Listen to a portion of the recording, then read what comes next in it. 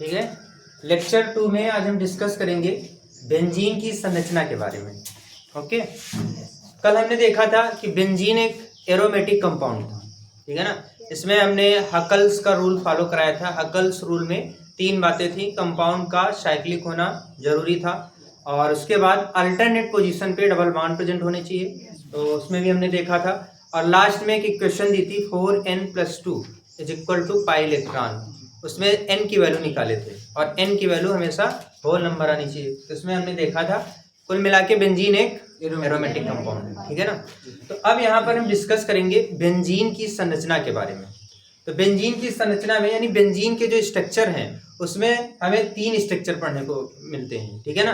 पहला जो स्ट्रक्चर है उसको बोलते हैं केकुले स्ट्रक्चर, दूसरा है केमिकल स्ट्रक्चर, और तीसरा है रेजोनेटिंग स्ट्रक्चर, ठीक है ना।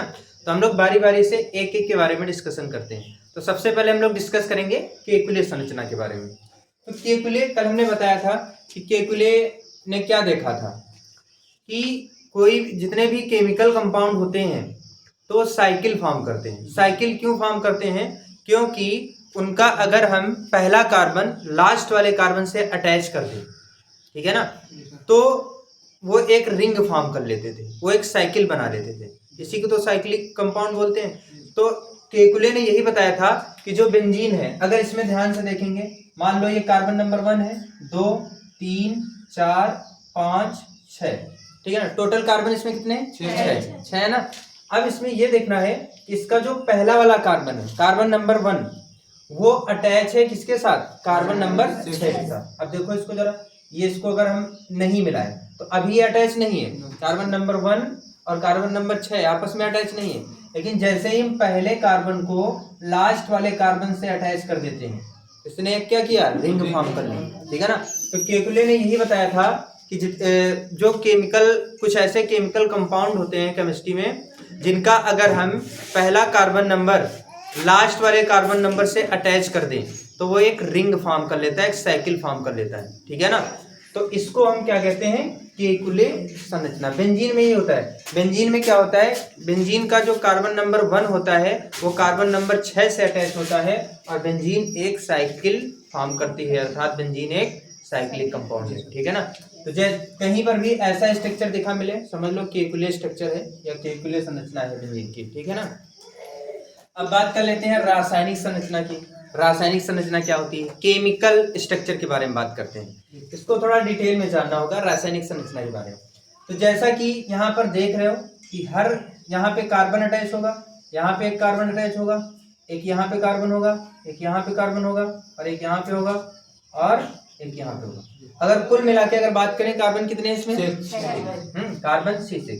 अब एक चीज ये भी पता है तुम्हें, अल्टरनेट पोजीशन बेस पे डबल बॉन्ड प्रेजेंट होते हैं, है ना। एक यहाँ डबल बॉन्ड होगा। अब कार्बन की वैलेंसी 4 होती है, तो ये क्या करेगा? एक एक हाइड्रोजन भी अटैच करना पड़ेगा, तभी तो वैलेंसी 4 होगी कंप्लीट, ठीक है ना। तो हाइड्रोजन इसमें कितने से अटैच है? 6, यानी कि C6H6। ये इसका क्या हुआ? Molecular formula. इसको क्या बोलेंगे? आणविक सूत्र। आणविक सूत्र। तो बेंजीन का आणविक सूत्र क्या होता है? C6H6।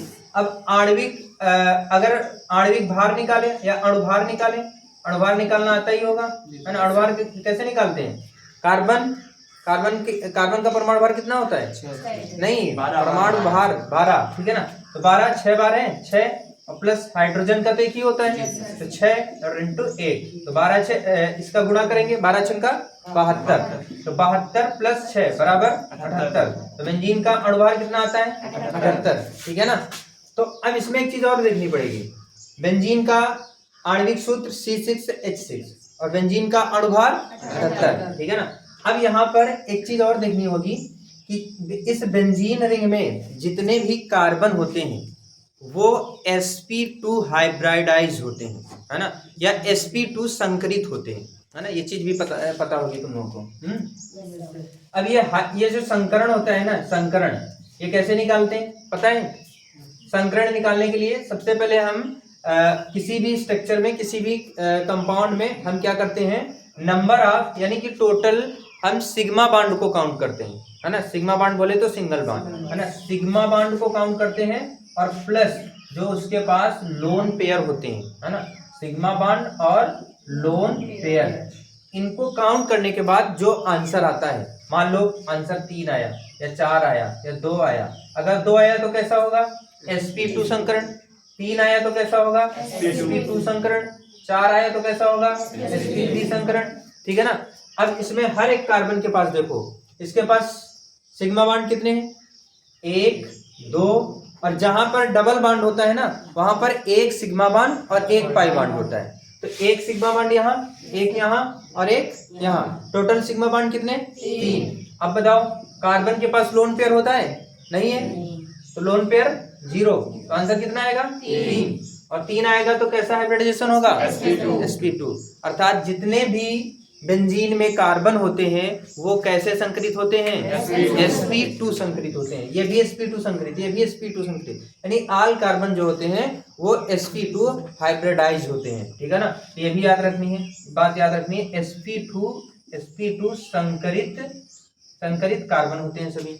एक चीज और याद रखनी है कि इसमें जो कार्बन और कार्बन सिंगल बॉन्ड है, कार्बन और कार्बन डबल बॉन्ड भी है, तो इनमें जो बॉन्ड की लेंथ होती है ना, कार्बन कार्बन सिंगल बॉन्ड हो या डबल बॉन्ड हो, तो उनकी बॉन्ड लेंथ कितनी होती है, याद रखना है 1.40 एंगस्ट्रॉम, याद रहेगा ना। और एक चीज और है, कार्बन और हाइड्रोजन के बीच की जो बॉन्ड लेंथ होती है वो कितनी होती है, 1.09 एंगस्ट्रॉम, ये चीज याद रखनी है, ठीक है ना। और एक चीज याद रखनी, इनके बॉन्ड का जो एंगल होता है वो कितना होता है, ठीक है ना, इसके बीच के बॉन्ड का एंगल कितना होता है, वो कितना होता है, 120 डिग्री होता है, ठीक है ना। तो केमिकल स्ट्रक्चर में यही चीजें तुम्हें जाननी होती हैं, उसका मॉलिक्यूलर फार्मूला क्या होता है, मॉलिक्यूलर वेट क्या होता है, उसमें कार्बन सभी कैसे संकरित रहते हैं, ठीक है ना, बॉन्ड एंगल क्या होता है, बॉन्ड लेंथ क्या होती है, ये डिटेल स्ट्रक्चर जो होता है, इसी स्ट्रक्चर को क्या कहते हैं, केमिकल स्ट्रक्चर ऑफ बेंजीन या फिर रासायनिक संरचना बेंजीन की, ठीक है ना। तो कहीं पर भी ऐसा स्ट्रक्चर लिखा मिले समझ लो बेंजीन की कौन सी संरचना है, वो रासायनिक संरचना है। अब बात कर लेते हैं अनुनादीय संरचना, जिसको हम रेजोनेटिंग स्ट्रक्चर बोलते हैं, ठीक है ना। तो यहाँ पर एक चीज ध्यान देंगे, तो अनुनादीय संरचना में हम लोग क्या पढ़ते हैं, जैसे बेंजीन का स्ट्रक्चर देख रहे हो, अनुनादीय संरचना या रेजोनेटिंग स्ट्रक्चर, यहाँ पे ध्यान से देखना है, डबल बॉन्ड प्रेजेंट कहाँ पे है ना, डबल बॉन्ड कहाँ पे प्रेजेंट है, कार्बन नंबर 1 और कार्बन नंबर 2 के बीच में डबल बॉन्ड है, फिर कार्बन नंबर 3 कार्बन नंबर 4 के बीच में डबल बॉन्ड है, फिर कार्बन नंबर 5 कार्बन नंबर 6 के बीच में डबल बॉन्ड है, ये स्ट्रक्चर 1 की बात होगी। अब ये क्या करते हैं, बॉन्ड शिफ्ट होते हैं अल्टरनेट पोजीशन पे, ये वाला बॉन्ड यहाँ शिफ्ट होगा तो ये बॉन्ड यहाँ पे आ जाएगा ना, ये वाला बॉन्ड यहाँ पे शिफ्ट होगा, ये वाला बॉन्ड यहाँ पे आ जाएगा, ठीक है ना, ये वाला बॉन्ड इधर शिफ्ट होगा, ये वाला बॉन्ड यहाँ पे आ जाएगा। अब क्या हो गया कि कार्बन नंबर 1 और कार्बन नंबर 6 के बीच में डबल बॉन्ड हो गया, फिर कार्बन नंबर 2 कार्बन नंबर 3 के बीच में डबल बॉन्ड हो गया, कार्बन नंबर 4 कार्बन नंबर 5 के बीच में डबल बॉन्ड हो गया। अब ये बॉन्ड पुनः फिर शिफ्ट होंगे, ये बॉन्ड यहाँ पे शिफ्ट होगा, फिर से ये बॉन्ड यहाँ आ जाएगा, ये बॉन्ड यहाँ शिफ्ट होगा तो फिर से ये बॉन्ड यहाँ पे आ जाएगा, ये वाला बॉन्ड फिर से यहाँ शिफ्ट होगा, ये वाला बॉन्ड फिर यहाँ पे आ जाएगा। अब देखो कार्बन नंबर 1 कार्बन नंबर 2 के बीच में double bond, carbon number 3 carbon number 4 के बीच में double bond, carbon number 5 carbon number 6 के बीच में डबल बॉन्ड। अब देखो स्ट्रक्चर 1 जो है ना, ये 1 ये 2 और ये 3, पहले और तीसरे को देखो सेम आ गए ना, क्योंकि बॉन्ड अल्टरनेट क्या हो रहे हैं, शिफ्ट हो रहे हैं, रेजोनेटिंग हो रहा है, उनमें अनुनाद हो रहा है, ठीक है ना। तो अब ये कंटिन्यूअसली हुआ करता है, तो हमें क्या देखने को मिलता है कि सभी कार्बन के पास डबल बॉन्ड होता है, ठीक है ना। डबल बॉन्ड कहीं फिक्स नहीं है, वो शिफ्ट हो रहे हैं ना, तो हर जगह पे डबल बॉन्ड है। तो यहाँ पर हम क्या दिखाते हैं, एक रिंग टाइप में दिखाते हैं, ठीक है ना।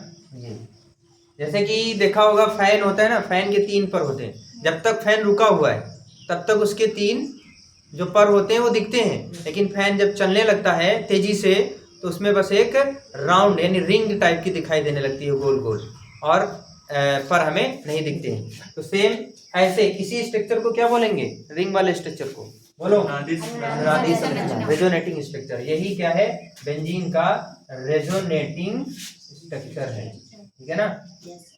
तो बेंजीन के स्ट्रक्चर के बारे में हमने बात कर ली। बेंजीन इसलिए पढ़ा रहे हैं क्योंकि आगे जो चैप्टर है तुम्हारा हेलोएल्केन एंड हेलोएरीन में, तो जो एरोमेटिक कंपाउंड में जितने भी संरचनाएं पढ़ोगे तुम लोग, तो बेंजीन के बारे में ही डिटेल में पढ़ोगे, ठीक है ना। अभी आगे इसके बेंजीन की जो रिएक्शंस होती हैं उनके बारे में भी डिस्कस करेंगे, ठीक है ना।